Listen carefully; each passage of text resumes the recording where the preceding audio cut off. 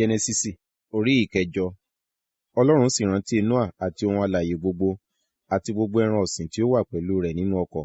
Ọlọ́run sì mú afẹ́fẹ́ kọjá lórí ilẹ̀, omi náà sì fà, a sì dí gbogbo ìsun ibú àti àwọn fèrèsé ọ̀run. Ó sì mú òjò dá láti ọ̀run wá. Omi sì ń padà kúrò lórí ilẹ̀ lójoojúmọ́ lẹ́yìn 150 ọjọ́, omi sì fà. Ọkọ̀ sì kanlẹ̀ ní oṣù keje, ní ijọ́ 17 oṣù, lórí òkè Arárátì. Omi sì ń fà títí ó fi di oṣù kẹwàá. Ní oṣù kẹwàá, ní ọjọ́ kìíní oṣù, ní orí àwọn òkè ńlá hàn. Ó sì ṣe ní òpin 40 ọjọ́, Nóà ṣí fèrèsé ọkọ̀ tí ó kàn. Ó sì rán ewo kan jáde tí ó fò jáde lọ káàkiri títí omi fi gbẹ kúrò lórí ilẹ̀. Ó sì rán orire kan jáde láti ọ̀dọ̀ rẹ̀ lọ, kí ó wò bí omi bá ń fà kúrò lórí ilẹ̀. Ṣùgbọ́n orire kò rí ibi ìsinmi fún àtẹ́lẹsẹ̀ rẹ̀. Ó sì padà tọ̀ ọ́ lọ nínú ọkọ̀, nítorí tí omi wà lórí ilẹ̀ gbogbo.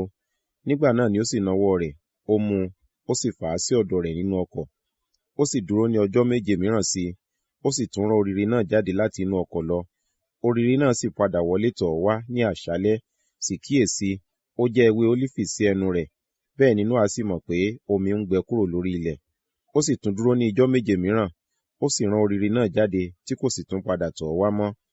Ó sì ṣe ní ọdún 651, ní oṣù kìíní, ní ọjọ́ kìíní oṣù náà, òun ni omi gbẹ kúrò lórí ilẹ̀.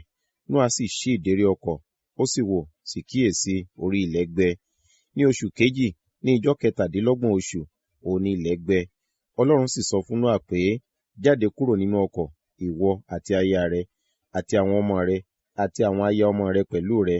Mú ohun alààyè gbogbo tí ó wà pẹ̀lú rẹ jáde pẹ̀lú rẹ, nínú ẹ̀dá gbogbo, ti ẹyẹ, ti ẹran ọ̀sìn, àti ti ohun gbogbo tí ń rákò lórí ilẹ̀, kí wọn kí ó lè máa gbáyìn lórí ilẹ̀, kí wọ́n bí sí i, kí wọ́n sì máa rẹ̀ sí i lórí ilẹ̀.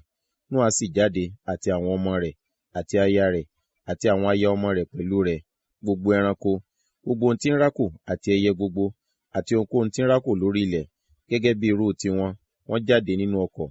Nóà sì tẹ́ pẹpẹ fún Olúwa. Ó sì mú nínú ẹranko mímọ́ gbogbo, àti nínú ẹyẹ mímọ́ gbogbo, ó sì rú ẹbọ ọrẹ sísun lórí pẹpẹ náà. Olúwa sì gbọ́ òórùn dídùn. Olúwa sì wí ní ọkàn rẹ̀ pé, èmi kì yóò sì tún fi ilẹ̀ ré nítorí ènìyàn mọ́, nítorí èrò ọkàn ènìyàn ibi ni láti ìgbà èwe rẹ̀ wá. Bẹ́ẹ̀ ni èmi kì yóò tún kọlu ohun alààyè gbogbo mọ́ bí mo ti ṣe, níwọ̀n ìgbà tí ayé yóò wà, ìgbà irúgbìn àti ìgbà ìkórè, ìgbà òtútù àti ooru, ìgbà ẹ̀rùn òun òjò, àti ọ̀sán àti òru kì yóò dẹ́kun.